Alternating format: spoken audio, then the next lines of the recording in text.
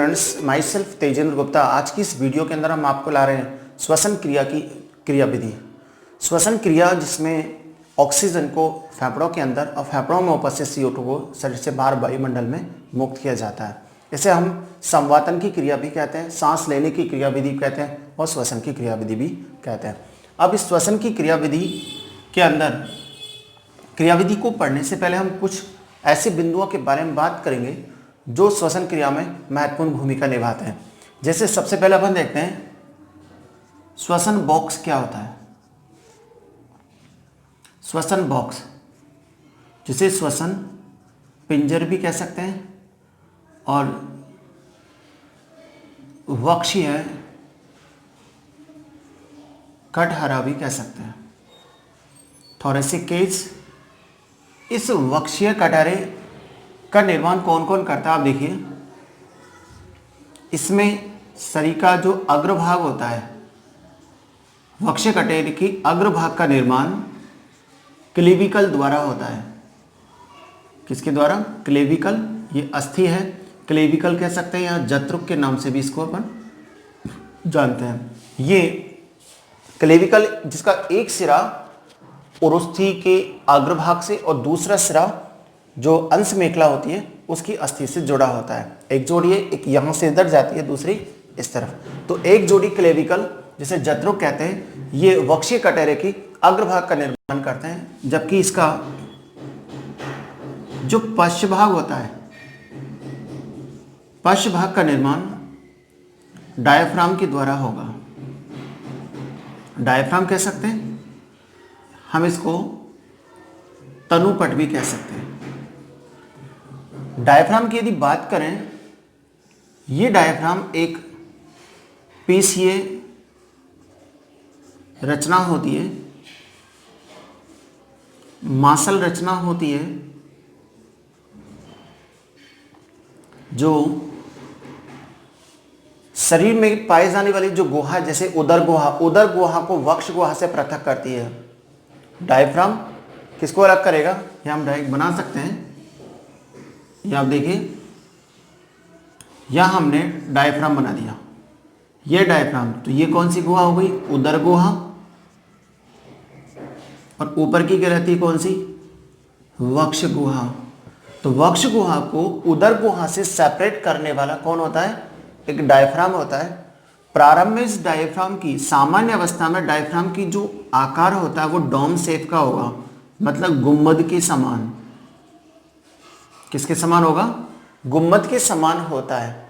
लेकिन जब पेशियों में संकुचन शिथिलन की क्रिया होती है, बाह्य इंटरकास्टल पेशी में पढ़ेंगे अभी इसके बाद, बाह्य इंटरकास्टल पेशी में संकुचन होता है, तो ये जो डायफ्राम है सीधा हो जाता है। सीधा हो जाने से क्या होगा? ये जो वक्ष गुहा, इसका आयतन बढ़ जाएगा। वक्ष गुहा का आयतन बढ़ जाता है। वक्ष गुहा का आयतन बढ़ेगा तो वायुमंडल की जो ऑक्सीजन फेफड़ों में प्रवेश कर जाती है। जब उश्वसन की क्रिया होती है, बहिर्श्वसन की जब क्रिया होती है, तो डायफ्राम सिकुड़ कर वापस अपनी पूर्व अवस्था में आ जाता है और जिससे CO2 शरीर से बाहर निकल जाती है। तो हम ये कह सकते हैं डायफ्राम में संकुचन और शिथिलन के कारण वक्ष गुहा का आयतन कम और अधिक होता है, और वक्ष गुहा के आयतन के कम अधिक होने से श्वसन की क्रिया संपन्न होती है। डायफ्राम एक ऐसी रचना है जो श्वसन में हेल्प तो करता ही है, श्वसन क्रिया में सहायता करता है, साथ साथ ये प्रसव क्रिया में भी अपना मुख्य रूप से योगदान देगा। इसके अलावा ये मल मूत्र के उत्सर्जन की क्रिया पर भी अपना योगदान देता है। किस पर? मल मूत्र के उत्सर्जन की क्रिया पर योगदान देगा। यदि हम किसी कारणवश डायफ्राम को क्षतिग्रस्त कर दें, ठीक है, तो डायफ्राम को क्षतिग्रस्त कर देने से ये तीनों की तीनों क्रियाएं प्रभावित होंगी। राइट। अब आप ये देखिए कि वक्षीय गुहा का जो अधर भाग होता है, ये अधर भाग का निर्माण कौन करेगा? स्टर्नम, जिसे हम बोलते हैं ओरोस्थी। कौन करता है इसका निर्माण? स्टर्नम उरुस्थि करता है। उरुस्थि के अंदर 7 स्टर्नैब्री होती है, उरुस्थि होती है, यानी यहाँ से लेकर के और यहाँ तक ये 7 स्टर्नैब्री होती है, जिनमें से ऊपर की जो शीर्ष भाग की स्टर्नैब्री है उसको बोलते हैं प्री स्टर्नम, जो कि क्लेविकल से जुड़ती है। ठीक है। स्टर्नम के बाद इसका जो पश्च भाग होता है यानी पृष्ठ भाग, पृष्ठ भाग का निर्माण वक्षीय कशेरुकाओं के द्वारा होता है। वक्षीय कशेरुकाएं जिनकी संख्या होती है 12, तो इसको अपन T12 लिख सकते हैं। ठीक है। जबकि इसकी जो पार्श्व दीवारें होती हैं, पार्श्व दीवार का निर्माण कौन करेगा? 12 जोड़ी रिब्स अर्थात पसलियां। तो इन सभी से मिलकर के एक वक्षीय कटहरा बनता है। ठीक है। श्वसन बॉक्स भी कह सकते हैं, जो चारों ओर से इस वक्ष गुहा को घेरे हुए रहता है, और वक्ष गुहा के अंदर भ्रूणीय मेसोडर्म से परिवर्धित एक जोड़ी फेफड़े उपस्थित होते हैं। ठीक है। तो इस श्वसन की इस क्रिया में इस श्वसन बॉक्स का बहुत बड़ा योगदान होता है। इसके अलावा एक चीज और है, इसके अंदर विभिन्न प्रकार की जो पेशियां हैं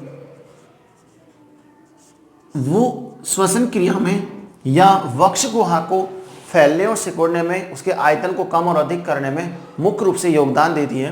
तो इसके अंदर 2 प्रकार की पेशियां हैं, एक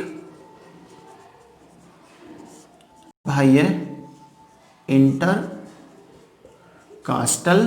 पेशी, दूसरी है अंतः इंटरकास्टल पेशी। इसको हम बाह्य अंतरापरशुक पेशी कह सकते हैं, अंतरापरशुक पेशी कह सकते हैं। ध्यान रखना, एक समय पर एक ही प्रकार की पेशी अपना कार्य करेगी। जैसे बाह्य इंटरकास्टल पेशी में यदि संकुचन होता है तो ये वाली पेशी न्यूट्रल हो जाती है, अर्थात अपना कार्य नहीं करेगी, या ये कह सकते हैं ये शीतलन हो जाता है। जब इसमें संकुचन होगा तो ये न्यूट्रल हो जाती है। इसका मतलब एक समय पर एक ही पेशी कार्य करेगी। अब इनका योगदान देखिए आप। बाह्य इंटरकास्टल पेशी का जो मुख्य योगदान है, अर्थात जब इसमें संकुचन की क्रिया होती है तो संकुचन की क्रिया के समय वक्ष गुहा का आयतन बढ़ जाता है। वक्ष गुहा का आयतन बढ़ेगा तो कौन सी क्रिया होगी? निःश्वसन की, अर्थात वातावरण की स्वच्छ वायु अर्थात ऑक्सीजन फेफड़ों के अंदर प्रवेश कर जाती है। लेकिन जब अंत इंटरकास्टल पेशी में संकुचन होता है तो उस स्थिति में वक्ष गुहा का जो आयतन है, वक्ष गुहा का आयतन क्या हो जाएगा? कम। जब वक्ष गुहा का आयतन कम होगा तो फेफड़ों पर क्या लगेगा? देहगुह्य द्रव का प्रेशर लगेगा। द्रव का जो प्रेशर लगता है तो फेफड़े सिकुड़ने लगते हैं। उस अवस्था में CO2 कहाँ हो जाती है? शरीर से बाहर हो जाती है। ठीक है। इसका मतलब बाह्य इंटरकास्टल पेशी और अंत इंटरकास्टल पेशी, इन दोनों प्रकार की पेशियों का श्वसन क्रिया में महत्वपूर्ण भूमिका होती है। यह आपको समझ में आया। अब अपन देखते हैं कि श्वसन की क्रिया कैसे संपन्न होती है।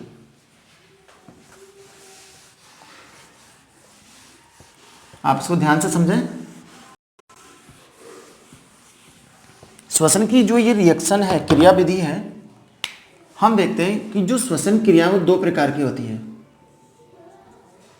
श्वसन क्रिया को जिसमें ऑक्सीजन को अंदर लेना, CO2 को बाहर निकालना होता है, तो ये क्रिया 2 प्रकार से होती है। एक जिसको हम बोलते हैं निःश्वसन, दूसरा जिसको हम बोलते हैं उश्वसन। ये 2 प्रकार की हो गई। निःश्वसन का मतलब होता है वायुमंडल से ऑक्सीजन को कहां पहुंचाना? लंग्स में। उश्वसन का मतलब होता है लंग्स में उपस्थित जो CO2 है, इस CO2 को कहां पहुंचाना होता है? वायुमंडल में। इसका मतलब वायुमंडल की ऑक्सीजन को शरीर के अंदर अर्थात फेफड़ों में लाना निःश्वसन, और फेफड़ों में उपस्थित CO2 को वायुमंडल में मुक्त करना क्या कहलाता है? उश्वसन। निःश्वसन की जो क्रिया है एक सक्रिय पैसिव रिएक्शन है, सक्रिय क्रिया है ये,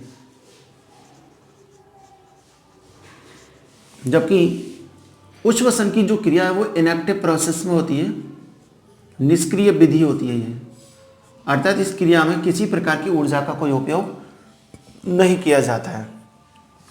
निःश्वसन की क्रिया में लगभग 0.2 सेकंड का समय लगता है, जबकि उश्वसन की क्रिया में लगभग 0.3 सेकंड का समय लगेगा। अब इसकी क्रियाविधि आप ध्यान से देखो। सबसे पहले जब निःश्वसन की क्रिया स्टार्ट होती है तो बाह्य इंटरकास्टल पेशी, इस पेशी में क्या होगा? संकुंचन। इसका मतलब जो सेकेंड नंबर की थी अंतर इंटरकास्टल पेशी वो शिथिलन की अवस्था में आ जाती है, यानी कि निष्क्रिय हो जाती है। तो इस अवस्था में जो डायफ्राम होता है, ये डायफ्राम जो पहले कैसे था? डोम के समान, गुम्बद के समान था, वो सीधा और चपटा हो जाता है। जब ये सीधा और चपटा होगा तो स्टर्नम आगे की ओर खिसक जाता है। कहां खिसकेगा? आगे की ओर।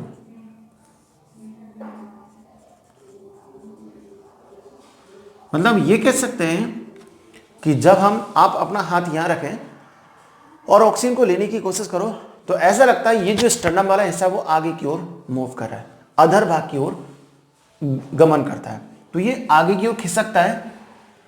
ठीक है, इस अवस्था में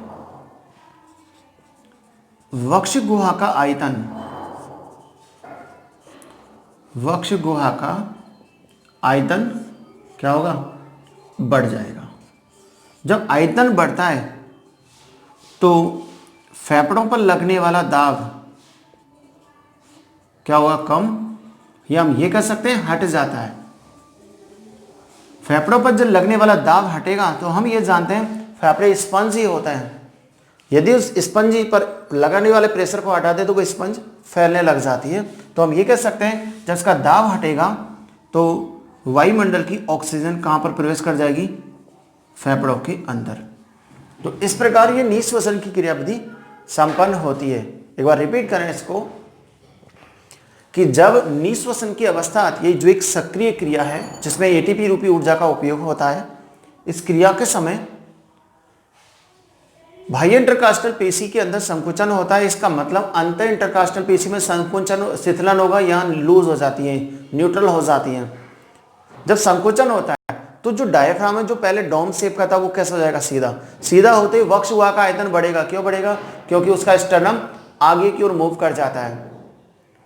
मतलब वक्ष गुहा का आयतन बढ़ेगा, बढ़ने से फेफड़ों पर लगने वाला जो देगुए द्रव का जो प्रेशर था वो हट जाता है। हटने से हम जानते हैं फेफड़े स्पंजी होते हैं, फूलने लगते हैं। जैसे ही फूलते हैं वायुमंडल की ऑक्सीजन का आंशिक दाब वायुमंडल में ज़्यादा होता है और फेफड़ों में उपस्थित जो गैस होती है उसका आंशिक दाब ऑक्सीजन का कम होता है। अतः ऑक्सीजन अपनी अधिक आंशिक दाब वाले क्षेत्र से निम्न आंशिक दाब वाले क्षेत्र की ओर प्रवेश कर जाती है, अर्थात वायुमंडल से ऑक्सीजन फेफड़ों में आ जाती है। यदि हम इसको उश्वसन की बात करें तो ये जस्ट इसका उल्टा होता है। कैसे? आप देखिए, इस क्रिया के समय अंतर इंटरकास्टल पेशी, इस पेशी में क्या होगा? संकुचन। हमने बोला था एक समय पर एक ही पेशी कार्य करेगी। जब इसमें संकुचन होता है तो बाह्य इंटरकास्टल पेशी अपना कार्य करना बंद कर देती है। तो जब संकुचन होता है तो डायाफ्राम कैसे हो जाएगा? वापस अपनी पूर्व अवस्था में, अर्थात डोम शेप, अर्थात गुम्बद के आकार में चेंज हो जाएगा। गुम्बद के आकार में चेंज होगा तो स्टर्नम पूर्व अवस्था में आ जाता है।